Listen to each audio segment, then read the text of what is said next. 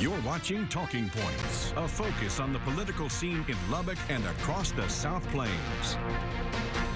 And welcome back. Here's a look at some of the political headlines of the past week. The Lubbock City Council held its first regular meeting in their new Citizens Tower home this week. A 5-month delay.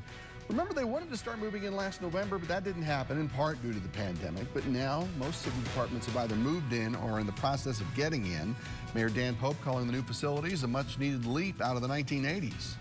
There's good news and bad news. The bad news is we're late. The good news is we're within the budget, okay? So we're going to get it. We got it done right, and we did it within the budget, and I'm pleased with that. I think when our citizens come to visit, and we will do a grand opening at some point when we can start getting bigger groups together, and at that point, I think they'll be proud of what we've done. In the meetings, the council and visitors are still asked to practice good social distancing, by the way. The announcement this week that attorney and former Lubbock Mayor David Langston will be a panelist for the upcoming Texas Democratic Party convention. Langston will be a part of a June 3rd panel discussing how to build Democratic strength in rural Texas. Remember, the Democratic convention will be viral this year, or virtual rather, so anyone who wants to take part online can do that. The next election to think about is the primary runoff vote on July 14th. These were originally scheduled for May, but the governor pushed them back because of the pandemic. And now Mr. Abbott deciding to add extra days to the early voting period to help with social distancing and cleaning. So instead of July 6th, early voting will start June 29th.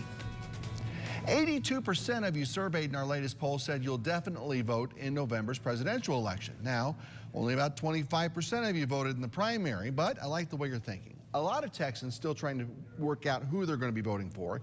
And KAMC West Rappaport has more results from our latest Nexstar Emerson College poll. Governor Greg Abbott's approval rating in Texas is nearly 54%, according to a Nexstar Media and Emerson College poll released Monday. That's higher than the rating President Donald Trump gets from the Lone Star State, which is roughly 46%. Texans are nearly split on how he's doing his job, factoring in the margin of error. Here in Texas, his numbers are still above water.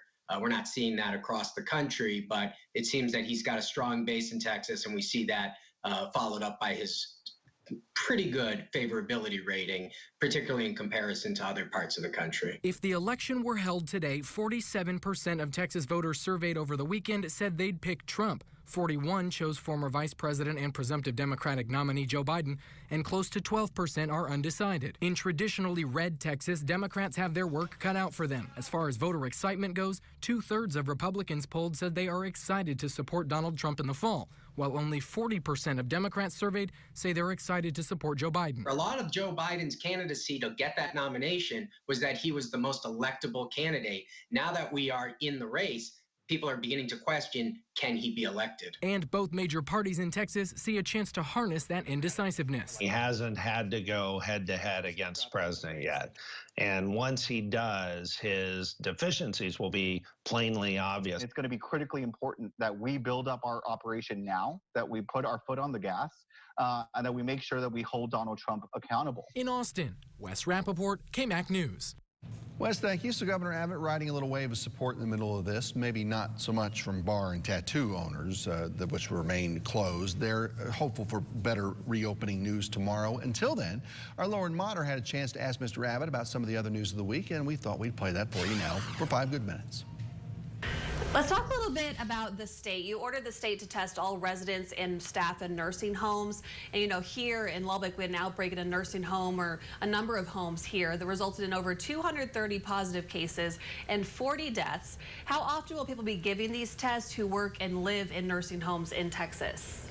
So we're going to do a statewide plan right now that will take several weeks to finish, but we want to test everybody who either resides in or works in a nursing home in Texas, so we can get a good assessment about exactly what's going on and make sure we are able to contain those who test positive and separate those who test negative, so we can help heal those who test positive and prevent those who test negative from getting the coronavirus, but also put in place standards to make sure that there will not be the import transporting of COVID-19 into nursing homes, understanding this, and that is this is our most vulnerable population. We want to try to do all we can to help prevent them from being exposed to COVID-19. Last thing I will tell you about, and that is because we are going to be testing more both in nursing homes as well as in jails, you will see that the number of people testing positive is going to increase over the coming days because we're going into zones where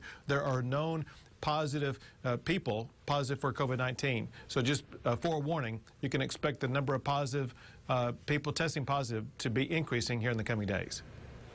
Okay, it's good to know that we are doing more testing to get those results as well. You know, just a few minutes ago, you extended the disaster declaration for all Texas counties in response to the coronavirus. That gives Lubbock County continued resources as we fight the spread of the virus. So how do you think this will help? Well, what it does, it allows us to move a whole lot faster with regard to moving the money and accomplishing the task we want to achieve. Some easy examples, if you would, and that is one thing that we're doing immediately as we speak is we're putting National Guard just north of you up in the Amarillo area to make sure that they're able to respond to an outbreak as a result of a meatpacking plant. And as we do that, there's also other state agencies that are able to operate so much faster than they would be able to without the disaster declaration. Second thing is it accelerates the transfer of funds. I had a telephone conference with leaders from Lubbock yesterday with regard to the transfer of the CARES Act funding that's going directly to the city of Lubbock, to the county of Lubbock.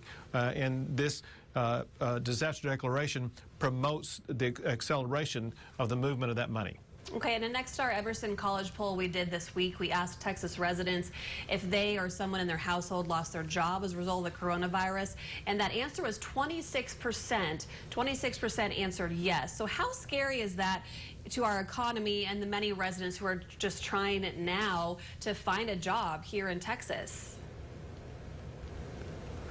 So the people losing a job or people unable to find and get a job, you need to understand that is an economic catastrophe, but also it leads into health catastrophes also. People who lack a job, can't get a job, they have bills to pay, food to put on the table, they face mental health challenges as well as physical challenges, and that's why we're working to accomplish both keeping Texas safe, slow the spread of the coronavirus, while also working to open up businesses in the state of Texas so more people will be able to get a job, earn that paycheck to put food on the table.